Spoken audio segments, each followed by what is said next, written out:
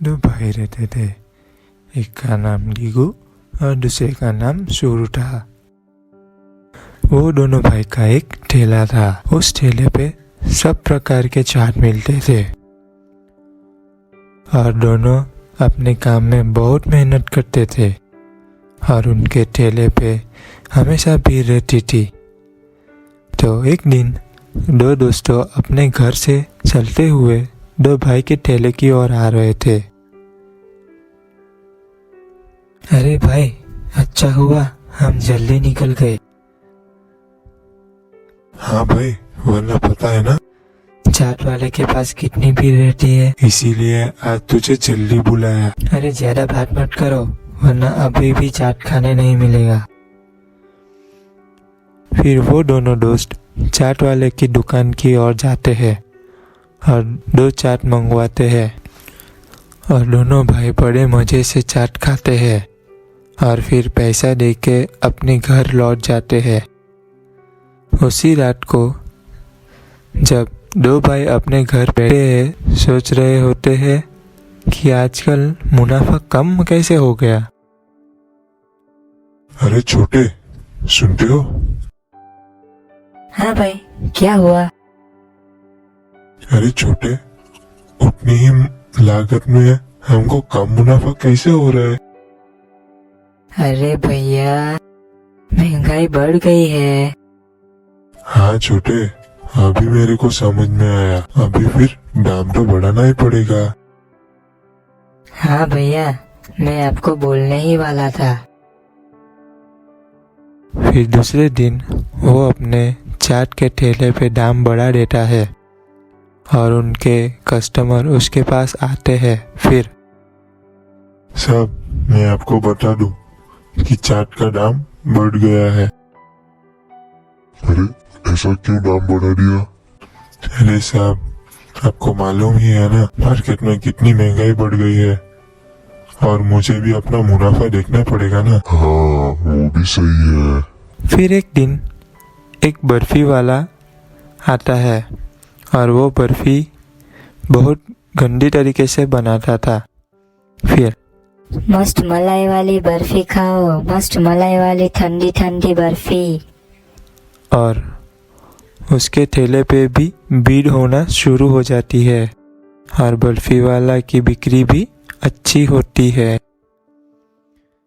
फिर बड़ा भाई सोचता है कि ये इतनी गंदी तरीके से बर्फी बनाता है, फिर भी इसकी बिक्री बहुत अच्छी होती है। चलो मैं भी ऐसा ही करूँगा। और बड़ा भाई अपने चाट में भी गंदी तरीके से ही बनाने लगता है और उसकी भी बिक्री बढ़ गई। फिर एक दिन बर्फी वाला अपने ठेले पर उसके बेटे से बात करता है। अरे बेटा, तुम्हें सोने की चेन चाहिए थी ना? चलो आज दिला देता हूँ। पिताजी, मुझे सोने की चेन चाहिए, लेकिन ईमानदारी के पैसे की। अरे ये पैसे ईमानदारी के ही तो है। आप अपने बगल में खुजा के बर्फी बनाते, लेकिन पब्लिक को मालूम नहीं। आप बंद कर दो वरना आगे मुश्किल होगी। अरे कुछ नहीं होगा, तुम चुप रहो। ऐसे बर्फी वाले को समझाने के बाद भी उसे नहीं समझ में आता। फिर एक दिन जब वो गंदी तरीके से बर्फी बना रहा होता है तो एक आदमी उसे देख लेता है। अरे ये बर्फी वाला, ये क्या कर रहे हो? अरे ये तो बहुत गंदे तरीके से बर्फी बना रहा है। एक काम करता हूँ, उसकी वीडियो बना लेता हूँ। और फिर वो आदमी बर्फी वाले के पास जाता है और पूछता है, अरे ओ बर्फी वाला, ये तुम ऐसे कैसे बर्फी बना रहे हो? अरे चलो निकलो यहाँ से, काम करने दो। फिर वो आदमी जो वीडियो बनाया था जिसमें रिकॉर्डिंग की थी वो सब जगह वायरल कर देता है और सब लोग उसकी बर्फी वाले के पास आते हैं। किसी के हाथ में लाठी थी तो किसी के हाथ में पत्थर। फिर बर्फी वाले से पूछते हैं, क्यों तूने हमको इतनी गंदी कुल्फी खिलाई, क्यों? फिर कुल्फी वाले को उसकी ठेले से बाहर खींचते हैं और फिर उसको बहुत मारते हैं। फिर कुल्फी वाला वहां से भाग जाता है अपनी जान बचाकर। ये सब चाट वाला देख लेता है। फिर उन्होंने भी अपना काम साफ सुथरा कर दिया, लेकिन फिर उनके मन में लालच आ जाता है। फिर एक दिन दोनों भाई घर पर बैठे हुए हैं और बात कर रहे होते हैं।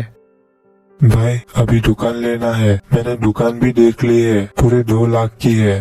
अरे भाई हम इतना पैसा कहाँ से लाएंगे? अरे जैसे आगे दाम बढ़ाया था वैसे कल भी बढ़ा देंगे, खाने वाले तो चाट खाने आएंगे ही ना। फिर दूसरे दिन वो वापस से चाट के पैसे बढ़ा देते हैं। फिर एक दिन एक बच्चा उसके पास आता है और बोलता है, अरे भैया, आपने तो वापस दाम बढ़ा दिया। अरे तुमको चाहिए तो बोलो, वरना और किधर जाओ, लाइन में रुकावट मत डालो। बच्चा नाराज होकर चला जाता है। ऐसे ही चाट के ठेले पर बिक्री कम हो जाती है और उनका ठेला बंद करना पड़ता है। तो बच्चों, आपने क्या सीखा? मेहनत करो, शॉर्टकट मत अपनाओ।